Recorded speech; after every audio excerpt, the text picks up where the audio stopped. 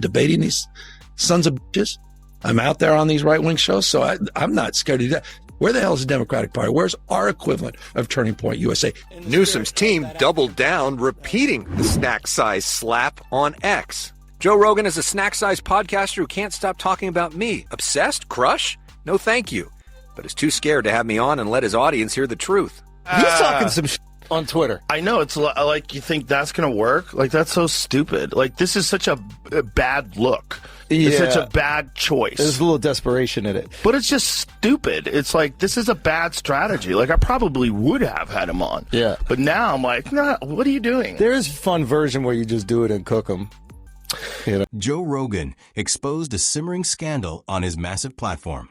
The reaction is explosive. The podcast giant has been battling Gavin Newsom for months, but this week the feud boiled over. Joe Rogan is tearing into Gavin Newsom over what he calls California's collapse.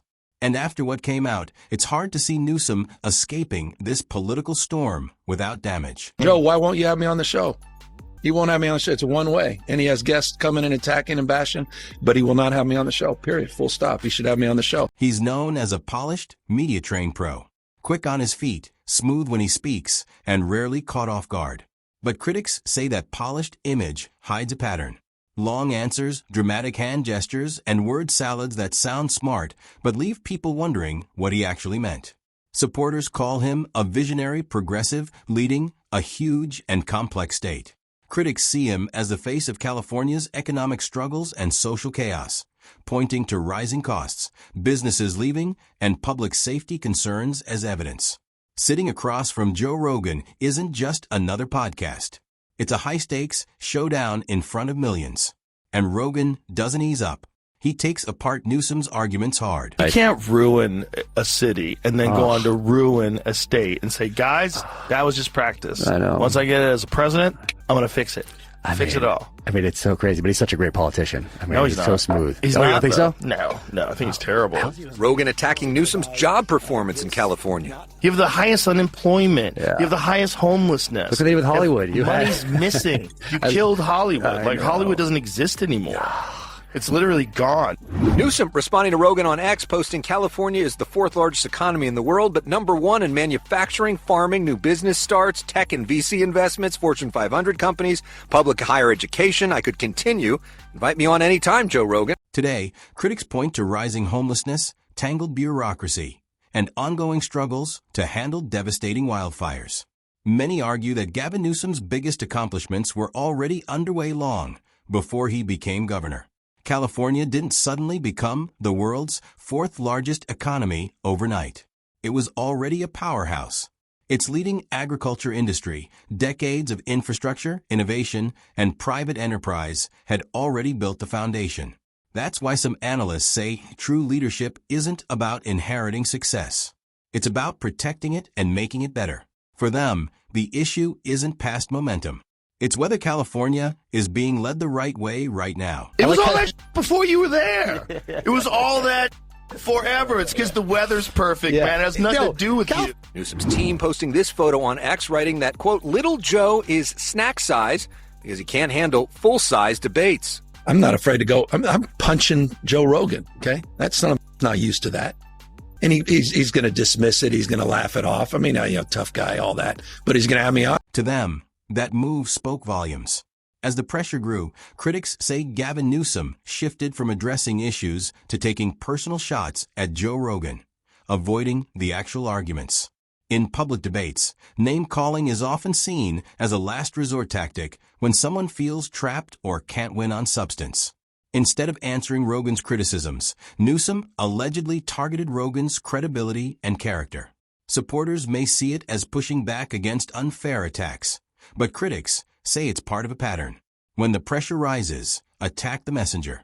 Whether you agree or not, the clash shows how quickly political debates can move from policy battles to personal attacks, leaving voters to decide who really made the stronger case. Culprit. Is this a way that Republicans are just using illegal immigrants to deflect the conversation? And the answer is yes. No, it is it's yes. not. Because refuse to look at the facts. Illegal immigrants are not the reason why our healthcare system is broken. Yeah, it's not deflection at all. In fact, I brought receipts. So here's the CMS, the Center for Medicaid and Medicare Services, right here with their press release earlier this year saying they were having to increase their oversight on states like California who were abusing Medicaid and classifying it as an EUSA, an emergency system, when it wasn't.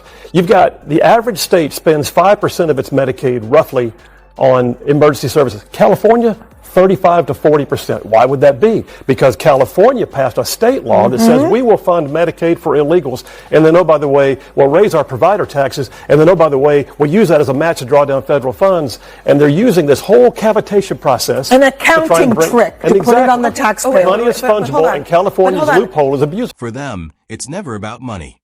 It's about accountability and results. Gavin Newsom's time in office has been far from smooth. Critics point to alleged mismanagement, questionable spending, and a lack of meaningful results despite billions in public funds.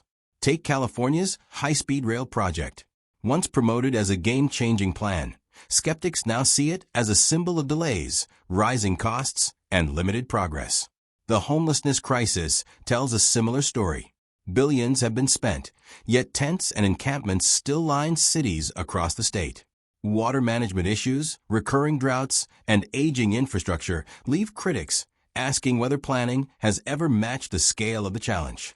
And that's exactly why Joe Rogan wouldn't host Gavin Newsom. Debating these sons of bitches.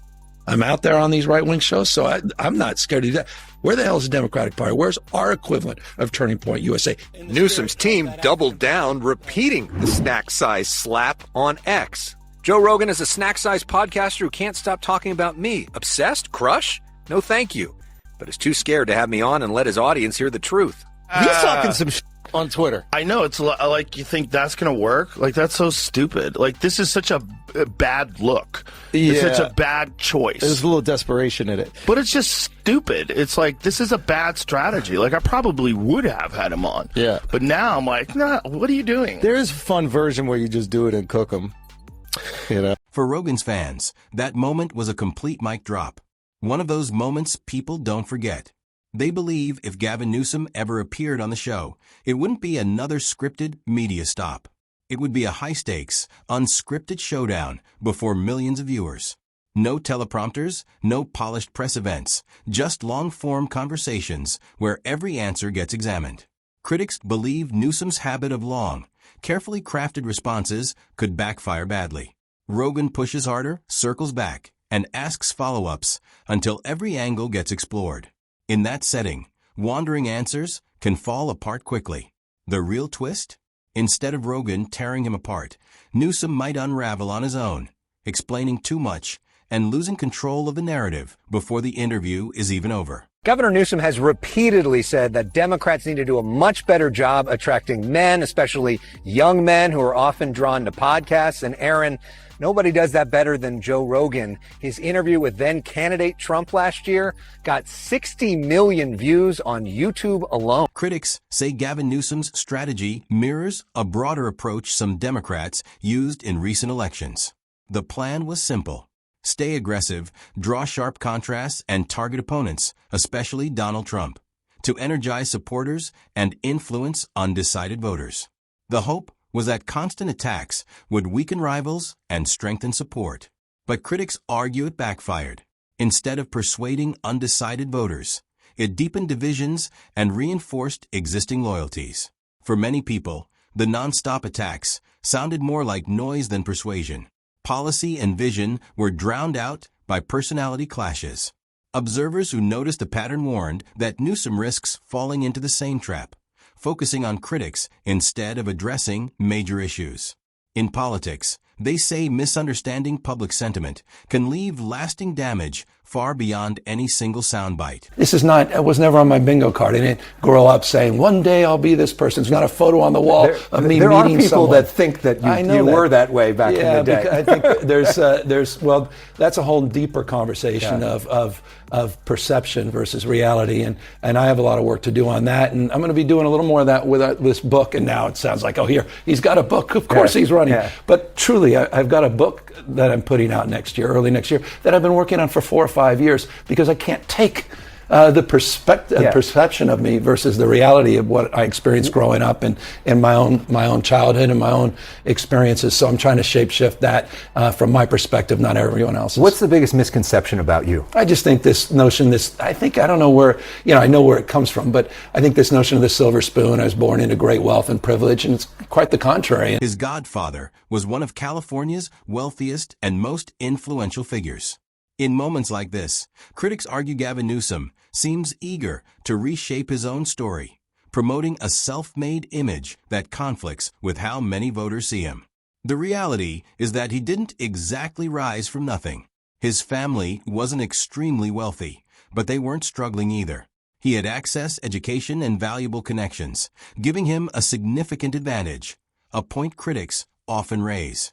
To skeptics, that relationship makes the rags to riches narrative harder to accept. Opportunity and connections have always mattered in politics, and Newsom had both. Whether that's privilege or simply circumstance, it clearly affects how voters view his story. It's no wonder that in 2021, San Francisco issued only 2,000 permits for new homes. Sure, there are people living in the streets, but that's because we want to make sure the apartments they don't live in are perfect. I don't fear AI anymore because it couldn't possibly be any more robotic than the humans who run things now. So let me... For Bill Maher, it's more than waste. It's proof the system has lost common sense. Bill Maher has been vocal about what he sees as California's growing dysfunction under leaders like Gavin Newsom. On his show and in interviews, he argues the problem is an ideology. It's the crushing bureaucracy that slows everything down. Good intentions, he says, get buried beneath endless permits, committees, and regulations, turning even basic projects into expensive disasters. One example stands out. A private group reportedly faced nearly $2 million in costs just to build a single public toilet. When basic infrastructure turns into a multi-million-dollar problem, something clearly isn't working. His larger point is that bureaucracy, not just politics, may be the real force behind California's growing frustration. It's the vast network of regulators, administrators, inspectors, contract reviewers, project managers, fee assessors, special commissioners, zoning officers, and consultants whose jobs seem to be to make sure nothing ever happens and then charge you for it. The people who answer the phone, permit office, how may I hinder you? Ultimately, this isn't just about personalities or podcast battles. It's about results. At the center of everything is a larger debate about leadership, accountability, and California's future. From Joe Rogan's sharp criticism to Bill Maher's warnings about runaway bureaucracy, the pressure on Gavin Newsom is coming from every direction. Critics question whether the state's economic strength is truly being maintained, whether taxpayer money is delivering results, and whether political games are replacing practical solutions. Supporters argue that leading a massive and complicated state is an enormous challenge. But critics insist complexity is not an excuse for stagnation. As the spotlight grows brighter, voters will decide whether Newsom's story is political theater or a reflection of genuine concern. That's it for today's video. If you enjoyed it, hit the like button and subscribe for more. Thanks for watching, and I'll see you in the next one.